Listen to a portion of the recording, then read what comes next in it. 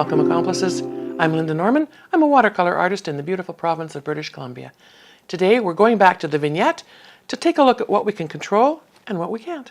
A little bit of a different setup today. I have a little camera buddy beside my left shoulder, and Lorenz and I have been doing a little playing around with angles and things, so hopefully you'll see things a little differently.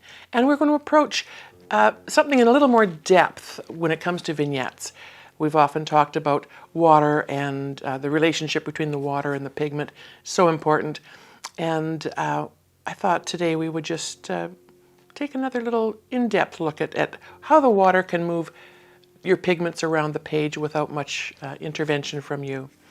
I recently heard someone say painting with watercolor is like riding a kayak. Riding a kayak? Is that what you call it? I don't know.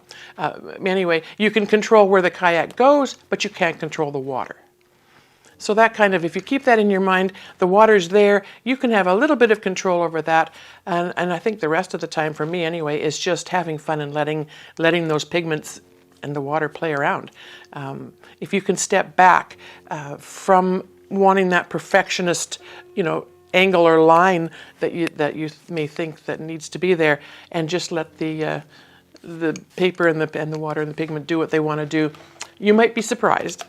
So I'm going to wet my paints, my Daniel Smith paints, and I've got a couple of granulating ones in the side palette here, and some lavender. We'll see if those come into play. For my vignettes, typically I just love the richness of my Daniel Smith Mayan dark blue, undersea green, and quinacridone gold. They play so well together. And today I've added some new fresh pigment to this palette. It's Rose of Ultramarine. So it's a beautiful purple. It's actually quinacridone rose and ultramarine blue combined. So it's already done for me, so that's handy. And I might even add a little bit of that purple in. So I've wetted my paints.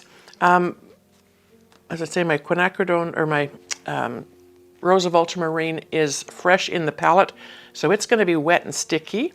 And I just topped up my Mayan dark blue, so it's going to be wet and sticky as well. So I want to keep that in mind. I don't want to be dipping in too far because I'm going to get that sticky, wet tube paint on the tip of my brush. So I will wet the surface just so hopefully it will wake up enough of what's on the surface there for me to just touch in a little tiny bit. So with vignettes, the way I like to create them, I use a spray bottle with an adjustable nozzle. That allows me to control the spray and the heaviness and the amount of the droplets that come out.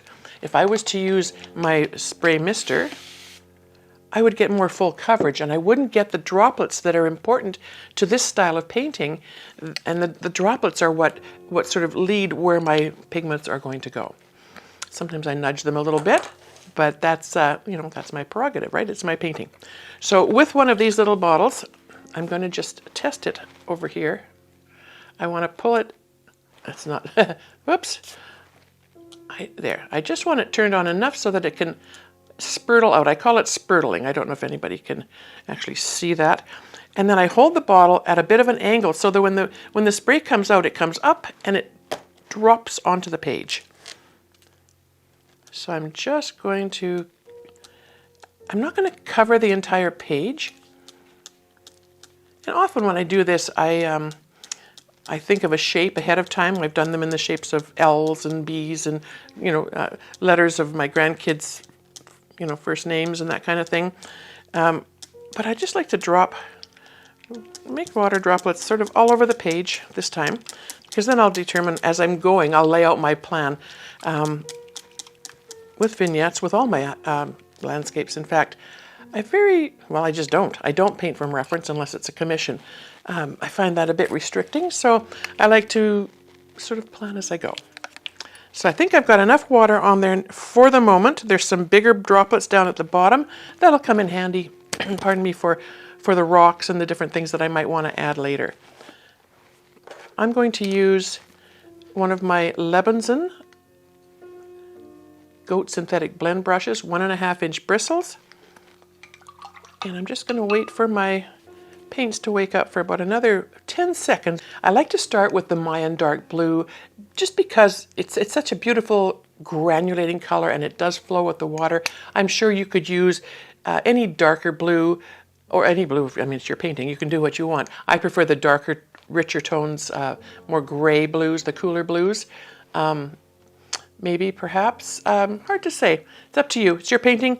And I mean, I always have a little test piece on the side, so you can test whether it's going to granulate or move the way you think it might in your big piece.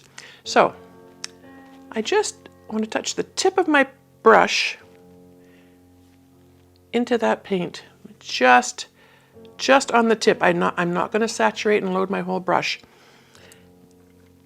And I get sitting at the angle where I can see the water droplets. And I'm just going to drop a bit of that off the edge because it's as I said, it's pretty rich and thick. And I'm just going to touch it into those water drops.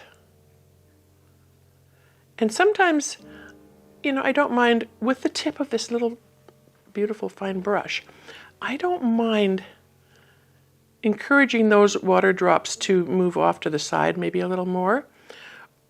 I will take, often there's no droplets in this area here, so I'm going to take this line and I'm just going to hook it up to a droplet. You could draw a tree trunk, but I find that if you're looking at a tree in nature, you don't often see the whole trunk running down, and that sometimes can be distracting for your painting rather. And trees are irregular. They are pretty random sometimes, you know, and I like to keep my branches sort of off to one's, you know, offset more than anything. And your trees can be little and scruffy. They can have fluffier branches.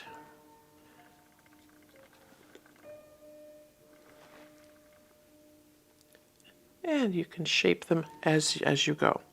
Now this is a process where you do want to be fairly quick, because if your droplets do dry, if you respray, you're going to reactivate the paints that are already laid down and doing their, you know, their shapes and their forms. All right. So there's one tree. I can always come back and fill in a bit more, I suppose, if I wanted to. I'm going to move on now, and I'm going to move to another section of droplets, probably just slightly to the right of that first tree.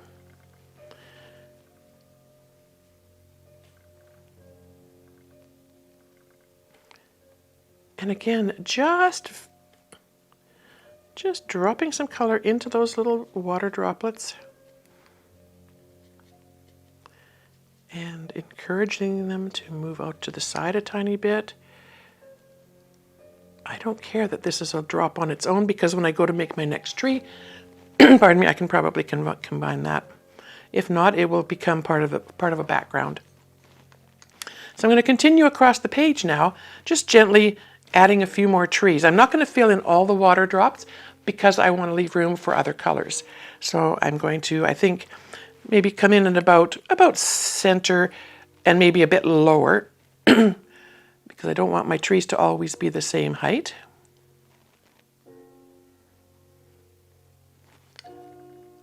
And you can see here where the water is just moving those just droplets of pigment.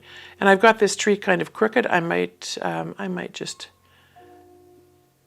move up and make this tree more in line with that top there. And then this will be an indication of a tree in behind. I think that's all we need there. And then I think, just for balance, I'm going to move on to this side, and I'm going to put one or two trees here. I've got 3 and one in the background on this side. I like to keep things a little bit balanced. You don't want them to be necessarily really symmetrical. So I'm going to move on to this side of the page now, and at a different level, because I want to indicate that, you know, things are mountainous and moving a little bit. So I'm going to come over here, and I'm going to see, I can see now the page is actually buckling. This is 100% cotton, 140 pound. This one is a block of Bauhong Masters. I'm just going to flip it over so you can see the Bauhong Masters paper. Beautiful, beautiful, nice, rough texture cold press paper, but it does buckle. So the paper is buckling. So now my water droplets have sort of merged together where the buckles have forced that to happen. So there we have a situation where things have shifted, things have changed. So again, we're not going to control what's happening there. That has happened on its own with the paper. The paper and the water have decided that things are going to be a little bit different. So there again, we can just add in our pigments and watch what happens.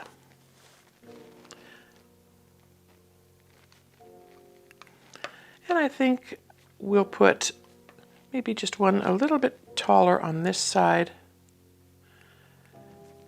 and then we'll be done with the blue.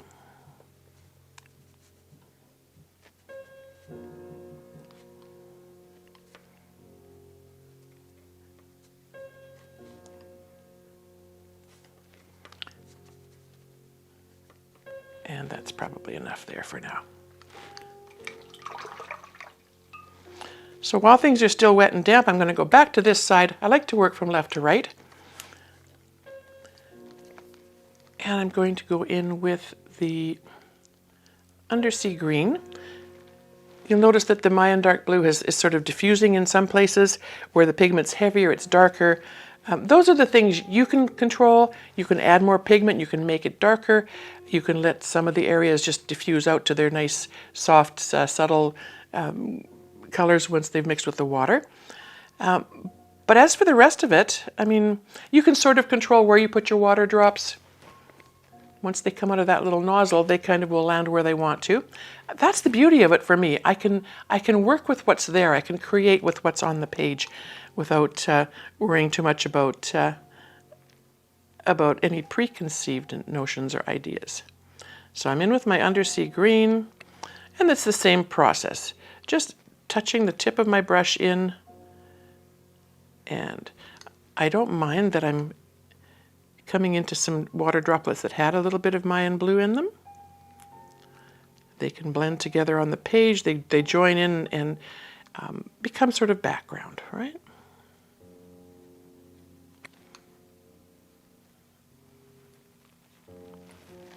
If I sit back, I can take a look at some of the water droplets that are left on the page and continue to just create some of these little wonky trees. Now it's drying out here a bit more, and again, I can't control a lot of that. I can dip in here where there's a bit of a pool and maybe just encourage some of that to move out and join some of my green with it. You don't need a lot of the other colors, the secondary colors, but then it's up to you. Like I say, if you want to add more depth, more deep pigment, it would be interesting, I suppose, to put a lot of colors in. Not my preference when it comes to how things look in the end. I prefer something a little less complicated and complex. And so I like my trees, the branches to be more, more horizontal looking and draping down a bit. Some people like their trees to sort of branch in the upward direction, and I've noticed there are some varieties of trees that do that. Again, these are your trees, so you can make them look however you want. I'm just going to go back in now to this area here where there was more water and just include a little more pigment. And this is the part that you can control. You can decide how much darkness and how much lightness you want to put in.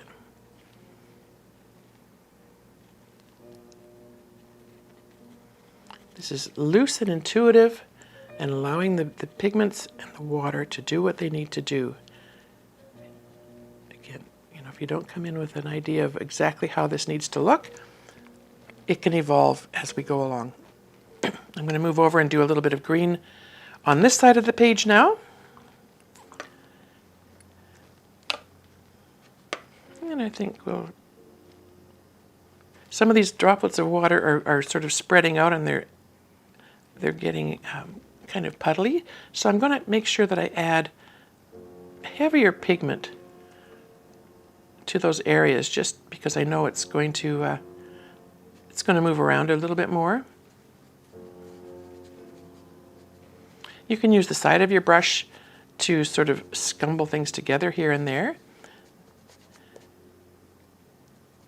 I noticed in this part here I had some branches that were kind of looking like a ladder shape. I didn't really want that, so I'm just going to go in there and scumble that around and maybe just make another tree shape beside it.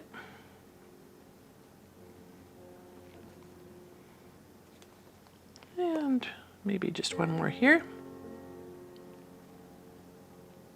These brushes are great for that. Any fine point brush, a rigger, anything like that, where you can pick up a nice little load of paint and then just work it onto your page, are beautiful for this kind of painting. I like to keep my trees, like I said, very uneven. So some are taller, some are shorter. This one here, the water has sort of pulled the pigment up because the page is buckled, so it's going to move up and over that little bump in the page, and that's okay. I don't mind that. That's got a little bit of an interesting texture to it, and while it's still a bit damp, I can go in with heavier pigment and just make a couple of more strong lines. And I'm going to use the side of my brush here just to bring out a little tiny bit of the pigment, and there are some water droplets here, so it's when it connects it kind of flows down. And we'll put a little bit of green on this side just so that tree, you know, these trees aren't floating in the air. All right, so I'm going to touch just with the side of my brush about maybe halfway, just laid it into the undersea green pigment.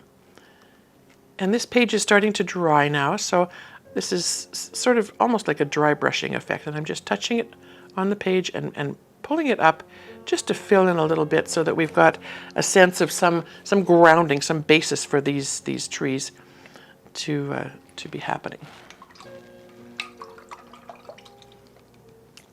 Now as I sit back, I can see there is a water droplet there. And I think I'm just going to stick with the green at this point. I'm going to go back to this side of the page for a moment. And I just want to encourage a couple of those drops to become just another tree shape in the background there. There's a droplet there. And you don't have to use every drop, of course. But I can't resist using a lot of them because each one produces a different tree shape, right? All right. I don't mind leaving a little bit of white in the background for the sky coming through. And I don't often put a sky in. You could certainly afterwards, if you were to put a sky in first, like with a wash, and then you did your droplets, you're going to get blossoms and blooms and things happening on that. So adding your paint colors ahead of time for a sky aren't great for this kind of setup. You could go in with the side of your brush afterwards and just sort of scuffle in some light grays or blues or whatever you wanted for a sky if you felt that was necessary. But I don't think at this point I'm going to worry about that. Now I've got these sort of centered. I usually try not to do that, but that's okay. I'm not going to add more droplets to the top, but I think I will probably just pop in with, and I said I'm going to try the Rose of Ultramarine. Let's give that a go and see what that does for us.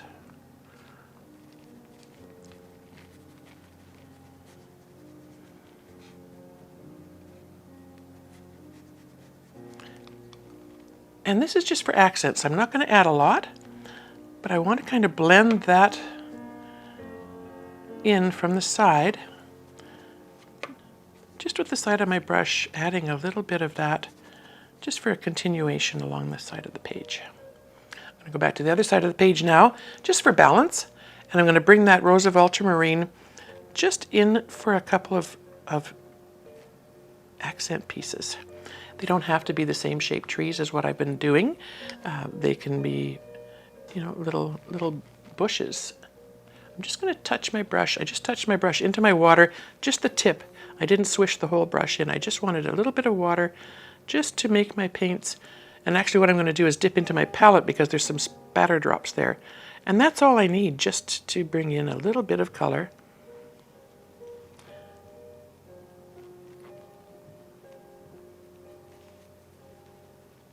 And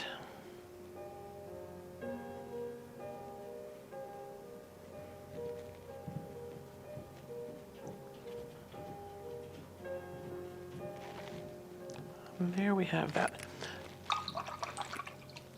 With the addition of a little bit of, pardon me, quinacridone gold. Now I've washed my brush, and it's fairly wet still. I didn't dry it off a lot. And I'm going to dip into my quinacridone gold just a little bit, as I did with the others.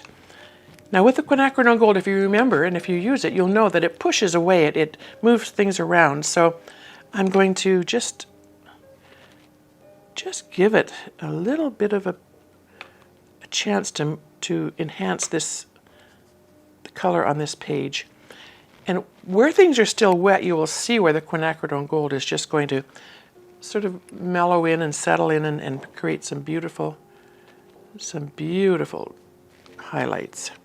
I like to touch the quinacridone gold rather, yes, into areas where that Rose of Ultramarine is. The colors side by side are so complementary, and they almost create a brownish tone, which is, you know, complementary to the earthiness of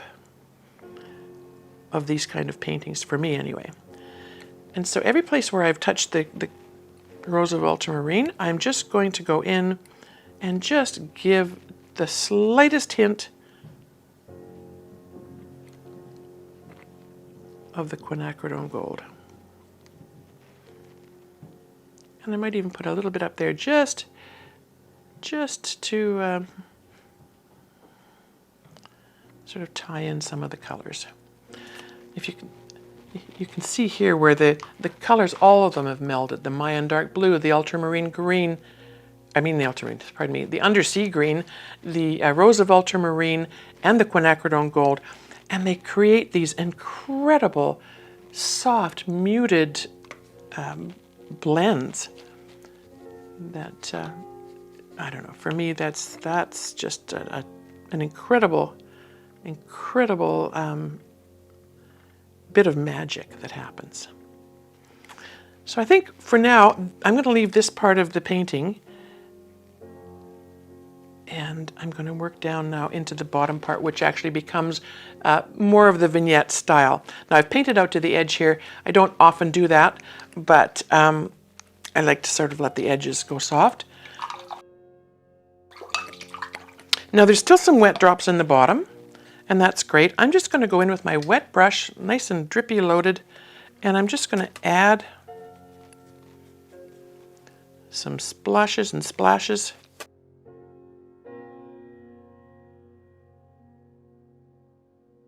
More fluid looking, and we may even tip the page. We're going to add a bit more heavy pigment.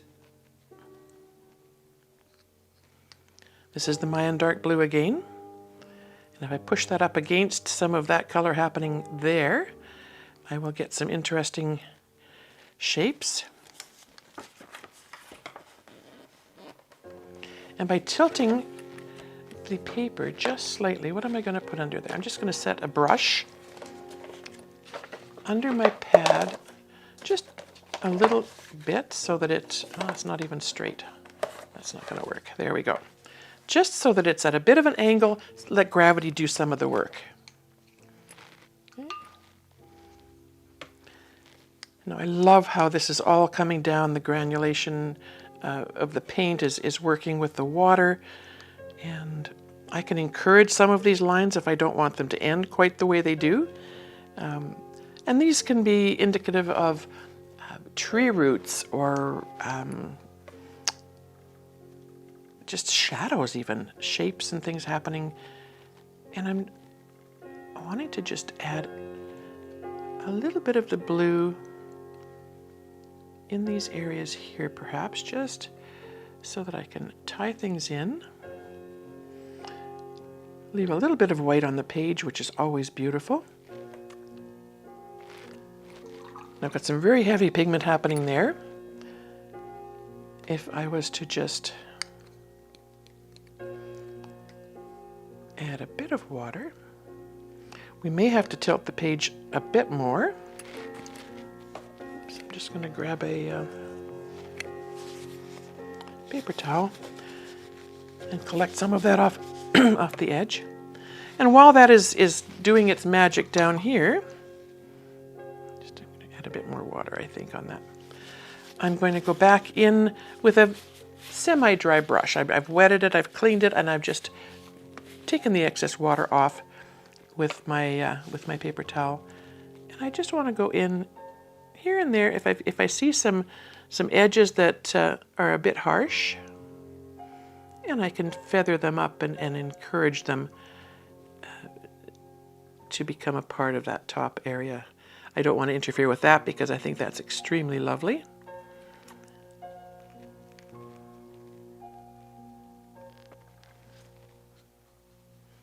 And if there's lines that don't look like there was a scoop there where the water had sort of taken its own initiative, I can control that. I can tell that to go somewhere else. The rest of it, I'm quite happy to let the water and the pigment do what they need to do. When I'm dabbing up, I'm barely touching the page. You just want your paper to be a wick, your paper towel rather. Watercolor, as much as, you know, when you're watching somebody paint, sometimes it looks like they're pretty slap happy. And it can look that way, but it's really, for me, a gentle process. I don't hit the paper hard unless I'm, you know, having a need for something unusual.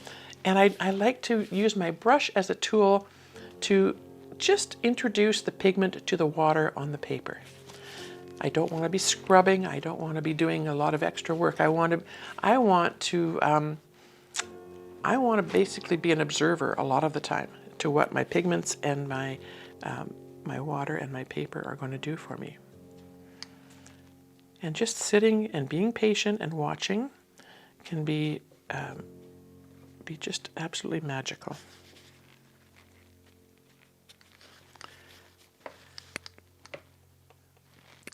One of the things that I've done in the past is incorporated other methods, other concepts into doing these. You could, while this is still damp, you could take plastic wrap and crumple it up and lay it in certain areas so you get a different effect. You can take your plastic tab and create rocks. And that's, for me, that's something that, you know, I find that this is really fun to do, especially with these colors. They tend to really work well together. So I'm just adjusting, I'm nudging, I'm encouraging, I'm looking at the shapes and how things have evolved. And I'm just encouraging with the tip of my brush, very gently, encouraging the pigment in the water sometimes to go in a little bit of a different direction, things that please my eye. So if something pleases your eye, then by all means, jump in there and sort of like, you be the coach, you know, gently nudge it around until it gets to the point where it feels like it's working for you. Like I say, these are your paintings. Now I see here I've got something here. It could be a bird. I'm not really a bird person. I love birds, but I don't always like to incorporate them into my paintings. So I might just take that pigment and try to remove it, or just softly sort of blend it out into nowhere there. That's what I think that's what we'll do. Make that a little bit of a shadowy inlet in the valley. So with my little plastic tab, if I was to put rocks in, I don't want to interfere with these beautiful lines and things that are happening, the organic granulation. So I'm going to go over to this side of the page, the right side of the page, and I'm just going to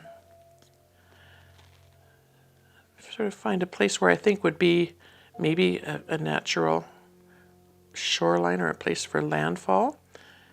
And I'm not going to be extra strong with the rocks here today. I just want to add just the indication of a couple of them. Okay. The rest can fall down. And then if I come to this side, I probably will only want to do, again, just a couple here.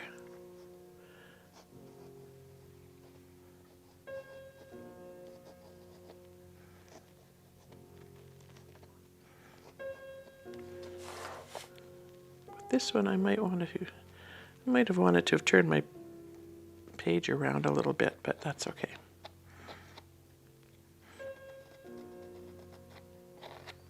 I kind of just want them to be subtle.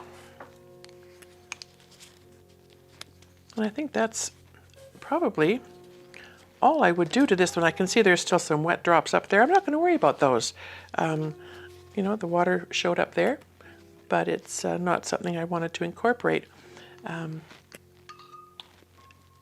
Take a photo of it, sit back, relax, take a couple of minutes. You don't have to finish it all in 20 minutes. Take your time, but you do want to finish it at one go. I wouldn't go back once it's dry and try to add too much. This one here, I just see where it's not really that wet, but I'm just going to encourage and try to create more of a tree shape for this little fellow here. There we go. So while your page has still got droplets, you can work with them. Mainly with the tip of your brush, sometimes with the side of your brush. Play around. If you keep a scrap piece beside you, you can try some brush strokes, side strokes, tip strokes, and go from there. But I think with these beautiful colors, the way things have come together, I'm pretty happy with the overall effect. We nudged where we could, where it was appropriate. Let the water and the pigment do what they needed to do in other areas. Watch things blend and move on the page, and I think that we've got quite a gorgeous example of how pigments and water can just do magical things for you. Thanks for joining me today, accomplices. I hope you've enjoyed what you've seen. I had some fun letting the water and the pigment do their dance on the page to create a little bit of a vignette for us. If you like what you've seen, I invite you to subscribe to my channel. Visit my webpage, bandrystudio.com, or head on over to the members area. There'll be some fun things going on there.